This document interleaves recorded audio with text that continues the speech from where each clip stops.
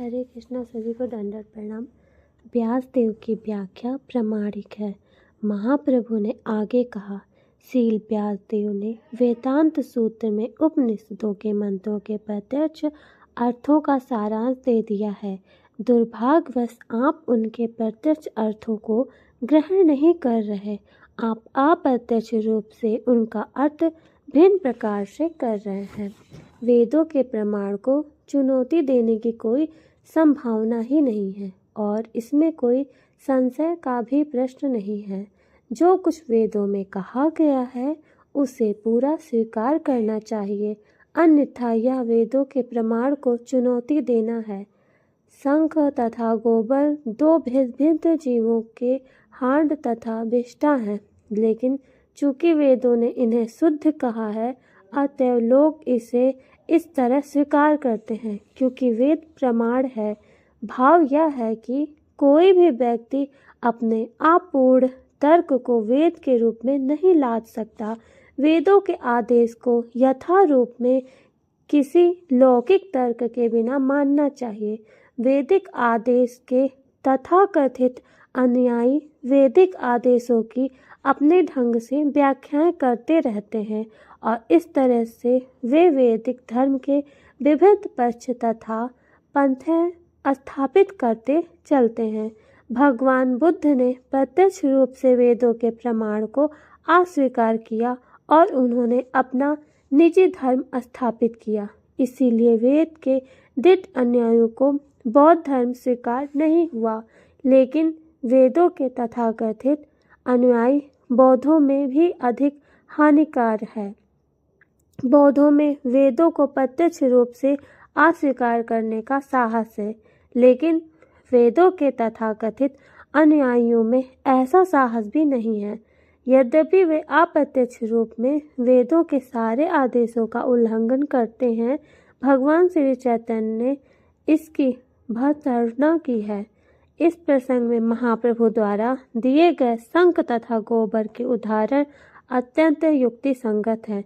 यदि कोई यह तर्क करे कि चूंकि गाय का गोबर शुद्ध है तथा विद्वान ब्राह्मण कमल उससे भी अधिक पवित्र होना चाहिए, तो उसका यह तर्क स्वीकार नहीं होगा। गोबर तो मान्य होगा, किंतु उच्च पदासीन ब्राह्मण कमल अमान्य होगा। महाप्रभु ने आगे कहा, वैदिक आदेश स्वतः प्रमाण है और यदि कोई संसारी प्राणी वेदों की व्याख्या को समजनित करता है तो वह उनके प्रमाण को चुनौती देता है। अपने आप को श्रील व्यासदेव की अपेक्षा अधिक बुद्धिमान समझना मूर्खता है। उन्होंने अपने सूत्र में पहले ही अपनी बात कह दी है, अतएव कम महत्वपूर्ण व्यक्तियों से सहायता लेने की आवश्यकता नहीं है। वेदांत सूत्र नामक उनकी यह कीर्ति मध्याह्न के सूर्य की भांति प्रकाशित है और जब कोई सूर्य सदृश स्वयं प्रकाशित वेदांत सूत्र पर अपनी खुद की व्याख्याएं चाहता है, तो वह इस सूर्य को अपनी कल्पना के बादल से प्रच्छन्न करने का प्रयास करता है। उद्देश्य की दृष्टि से वेदों और पुराण एक ही हैं। वे उस परम सत्य का समाधान करते हैं जो अन्य प्रत्येक वस्तु से महान है। परम सत्य का साक्षात्कार अंततः भगवान के परम व्यक्तित्व के रूप में होता है, जो परम नियंता है। अतः परम भगवान ऐश्वर्य, शक्ति, ख्याति, सौंदर्य, ज्ञान और त्याग से परिपूर्ण होने चाहिए।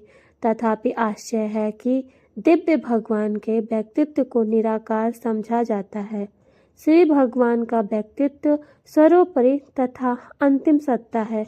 वेदों में परम सत्य का निराकार वर्णन परम पूर्ण की भौतिक धारणा का निराकरण करने के लिए किया जाता है। श्री भगवान के व्यक्तिगत लक्षण सभी प्रकार के भौतिक लक्षणों से सर्वदा भिन्न होते हैं। सारे जीव पृथक पृथक व्यक्ति हैं और वे अपनी परम पूर्ण के अंश हैं।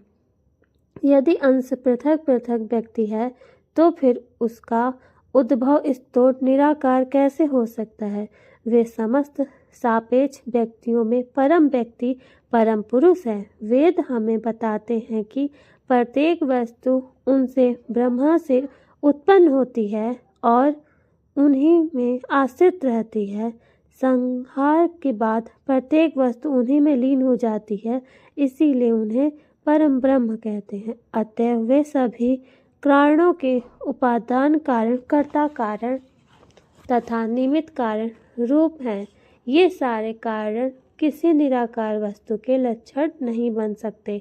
वेद हमें बताते हैं कि वे ही अनेक से अनेक हुए हैं और एक से वही अनेक हुए हैं और अनेक से वही एक होते हैं, और जब वे इच्छा करते हैं तब वे भौतिक प्रकृति पर दृष्टिपात करते हैं। उन्होंने भौतिक प्रकृति पर दृष्टिपात किया है, उसके पहले यह भौतिक विराट जगत न था, अतएव उनका दृष्टिपात भौतिक नहीं है। जब भगवान ने भौतिक प्रकृति का जो दृष्टिपात किया तब भौतिक मन या इंद्रियों का जन्म नहीं हुआ था। इस तरह वेद का साक्ष्य सिद्ध करता है कि निश्चित रूप से भगवान के दिव्य नेत्र तथा दिव्य मन होते हैं, वे भौतिक नहीं होते। अतः उनका निराकार पक्ष उनकी भौतिकता का निषेध है, लेकिन यह उनके दिव्य व्यक्तिगत का खंडन नहीं करता। ब्रह्म अतः श्री भगवान के व्यक्तित्व का सूचक है। निराकार ब्रह्म की अनुभूति लौकिक सृष्टि की निषेधात्मक धारणा है। सभी प्रकार के भौतिक शरीरों में स्थित ब्रह्म का स्थानीय पक्ष परमात्मा है, तथा परम ब्रह्म की अनुभूति प्रामाणिक शास्त्रों के समस्त साक्ष्य के अनुसार भगवान के व्यक्तित्व की ही अनुभूति है। वे विष्णु तत्वों के परम स्रोत हैं। पुराण भी वेदों के पूरक हैं। सामान्य व्यक्ति के लिए वैदिक मंत्रों को समझ पाना अत्यंत मुश्किल है। स्त्रियां, शूद्र और तथाकथित उच्च जाति के द्विज बंधु वेदों के अभिप्राय को समझ पाने में असमर्थ हैं। इस प्रकार वेदों के सत्य की व्याख्या करने के लिए महाभारत तथा पुराणों को सरल बनाया गया। ब्रह्म ने बाल रूप श्री कृष्ण की स्तुति करते हुए कहा कि श्री नंद महाराज तथा यशोदा माई इत्यादि ब्रजभूमि के निवासियों का यह असीम सौभाग्य है कि सनातन परम सत्य उनके घनिष्ठ संबंधी बने हैं। वैदिक मंत्र कहते हैं कि परम सत्य के साथ और हाथ और पैर नहीं होते, फिर भी वे सभी से तेज चलते हैं और भक्ति भाव में उन्हें जो भी अर्पित किया जाता है उससे वे ग्रहण करते हैं। ये कथन निश्चित रूप से भगवान ने साकार स्वरूप को बताने वाले, यद्यपि उनके हाथ पांव भौतिक हाथ पांव या अन्य इंद्रियों से भिन्न होते हैं। हरे कृष्ण। सभी को दंडवत प्रणाम।